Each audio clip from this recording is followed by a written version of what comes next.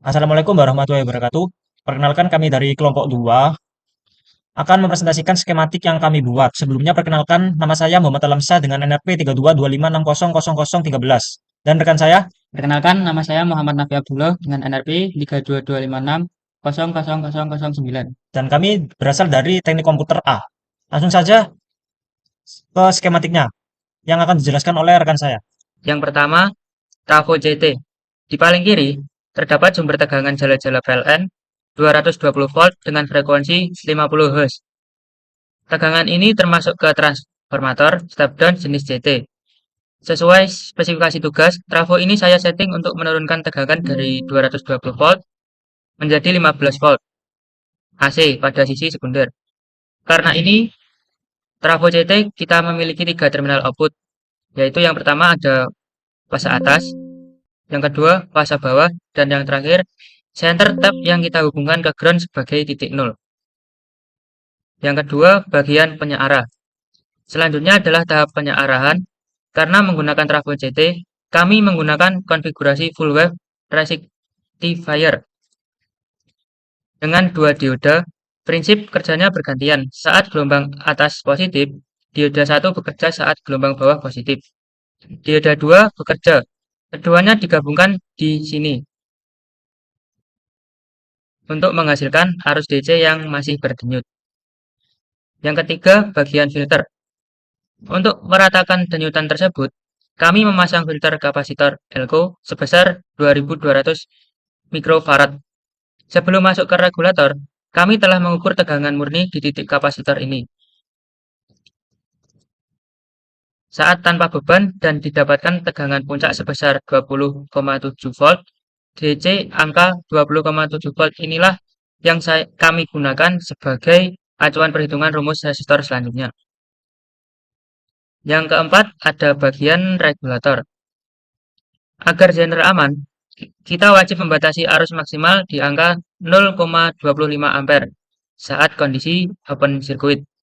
Maka, kita perlu menghitung nilai resistor seri.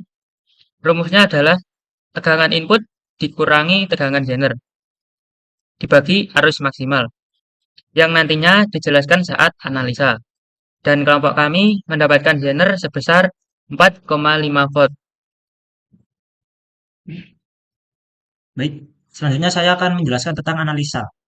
Yang pertama kita analisa eh, atau kita buktikan bahwa gelombang dari sisi primer trafo. Nah, untuk gelombangnya seperti ini, kita ubah dulu ke 50 biar lebih jelas karena ini sangat tinggi gelombangnya. Nah, seperti ini. Nah, amplitudenya kan kita atur 311 tadi. Nah, ini sudah sesuai sekitar 310-an atau 311-nya. Atau bisa juga dihitung manual. Karena ini kan titik nolnya. 1, 2, 3, 4, 5, 6. 6 dikali 5 kan 300-an. Berarti ini sudah terbukti bahwa eh, VRMS-nya itu 220 volt. Dan VPIC-nya itu 311. Dan untuk periodenya, karena Pak satu periode begini, ini ada 4 kotak. 4 kotak dikali dengan kita pakai yang 5M, berarti 20 ms untuk periodenya. Dan ini sudah sesuai dengan frekuensi yang 50 Hz. Selanjutnya yaitu bagian sekunder trafo. Sekunder trafo kan di sini. Kita cek gelombangnya. Nah, kita turunkan agar lebih terlihat. Nah, 5. Nah, seperti ini. Untuk amplitudenya sekitar 21. Nah, amplitude ya, bukan VPIC-nya. Nah, atau bisa dihitung ini kan ada 4 kotak. 4 kotak dikali 5 kan 20. Dan juga ini satu periodenya 1 2 3 4 dikali 5 tetap 50 Hz atau 20 ms periodenya. Nah, di sini. Ini yang muncul di sini itu voltnya itu volt VRMS, bukan amplitude, bukan VPIC. Nah, setelah sekunder dan primer kita masuk ke yang C, yaitu analisa pada bagian trafo penyarah sebelum dihubungkan ke filter. Jadi sebelum dihubungkan ke filter kita hapus dulu filternya. Ini tanpa atau sebelum dihubungkan ke filter seperti ini. Nah, terlihat gelombang berbentuk bukit penuh atau full wave. Sinyal negatif dari trafo ini telah dibalik menjadi positif oleh dioda. Nah, frekuensi gelombang ini menjadi 2 kali lipat atau 100 Hz. Nah, terlihat dari lebar satu bukit yang hanya 2 kotak. Ini kan 2 kotak. Atau 10 ms. Nah, kemudian kita hitung VDC-nya, VDC. Nah, didapat VDC-nya itu 13,18 dikali dengan VM yang tadi 20,7. 20,7. V peak-nya tadi kan dapatnya 20,7, sekitar segitu. Dan kita hitung juga besarnya tegangan ripple. Untuk menghitung tegangan ripple, karena belum ada kapasitor, tegangan ripple AC masih sangat besar. Nah, nilai efektif ripple VRMS dihitung dengan konstanta 0,308 dikali VM yang tadi 20,7.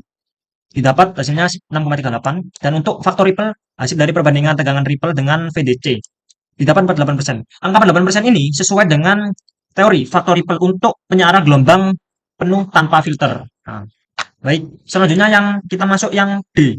Yang D itu analisa pada bagian trafo penyiaran atau filter peratasa sebelum dihubungkan ke Zener. Sebelum dihubungkan ke Zener. Sebelum dihubungkan ke Zener, jadi kan kita pasang dulu kapasitornya.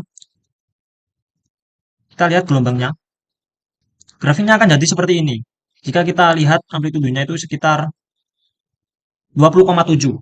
Nah, terlihat bentuk gelombang yang tadinya gunung-gunung itu sekarang berubah menjadi garis lurus. Hal ini membuktikan bahwa kapasitor bekerja dengan baik, meratakan fluktuasi tegangan menjadi arus searah DC. Nah, kemudian kita hitung variable-nya, didapat dengan I per frekuensi kali C. Karena tadi frekuensinya berubah jadi 100 setelah penyiaran.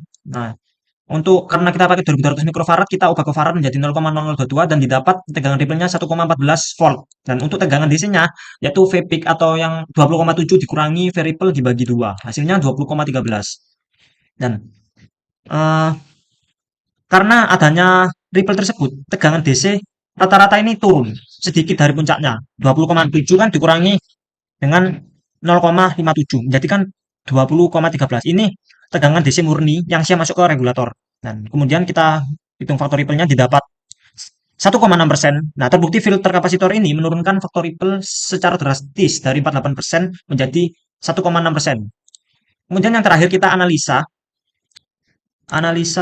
pada bagian trafo penyiaran filter untuk menghitung resistornya. Nah, sesuai soal kan kita harus membatasi arus atau open circuit kondisi tanpa beban luar agar maksimal hanya 0,25 ampere. Nah, resistor inilah yang bertugas menahan kelebihan tegangan tersebut agar Zener tidak mudah rusak. Dengan hitung resistornya itu V in atau V peak 20,7 dikurangi V Zenernya 4,5. Didapat 64,8. Ini bisa dibulatkan ke 65 ohm untuk dipasang ke ini resistor yang kita hubungkan. Kemudian kita buktikan. Nah, terbukti bahwa tidak sampai lebih 0,25. Nah, pada ammeter ini terbaca arus yang mengalir adalah 0,23 ampere. Angka ini sudah benar karena berada di bawah batas 0,25 sehingga Zener bekerja area aman. Nah, kemudian pada voltmeter ini terbaca tegangan output 4,63 volt. Nilai ini berada dalam toleransi wajar untuk regulator 4,5 volt akibat karakteristik impedansi Zener saat ada arus besar. Nah, dengan demikian skematik ini sudah terbukti. Sekian dari kelompok kami. Jika ada salah kata, mohon maaf. Wassalamualaikum warahmatullahi wabarakatuh.